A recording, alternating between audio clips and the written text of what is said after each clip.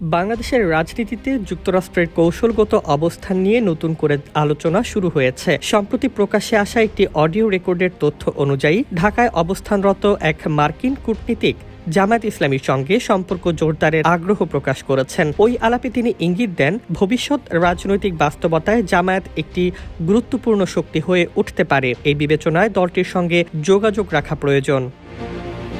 অডিওতে বলা হয়, আসন্ন জাতীয় নির্বাচনে জামায়াতের সম্ভাব্য ভূমিকা এবং জনসমর্থনের বিষয়টি মাথায় রেখেই যুক্তরাষ্ট্র তাদের সঙ্গে কথোপকথনের পথ খোলা রাখতে চায়। একই সঙ্গে জামায়াতের ছাত্র সংগঠন সহ ইসলামপন্থী বিভিন্ন সংগঠনকে মূল ধারার রাজনৈতিক আলোচনায় অন্তর্ভুক্ত করার কথাও উঠে আসে। বিশ্লেষকদের মতে এটি ওয়াশিংটনের একটি বাস্তববাদী কূটনৈতিক কৌশল, যেখানে তারা সম্ভাব্য সব রাজনৈতিক শক্তির সঙ্গে যোগাযোগ বজায় রাখতে চাইছে।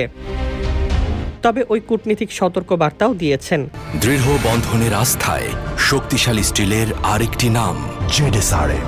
তিনি উল্লেখ করেন, ভবিষ্যতে কোনো সরকার যদি কঠোর ধর্মীয় আইন প্রয়োগ করে বা মানবাধিকার প্রশ্নে আন্তর্জাতিক মানদণ্ড লঙ্ঘন করে, তাহলে যুক্তরাষ্ট্র অর্থনৈতিক চাপ প্রয়োগ করতে পারে। এতে বিশেষ করে বাংলাদেশের রপ্তানি নির্ভর তৈরি পোশাক খাত ক্ষতির মুখে পড়তে পারে।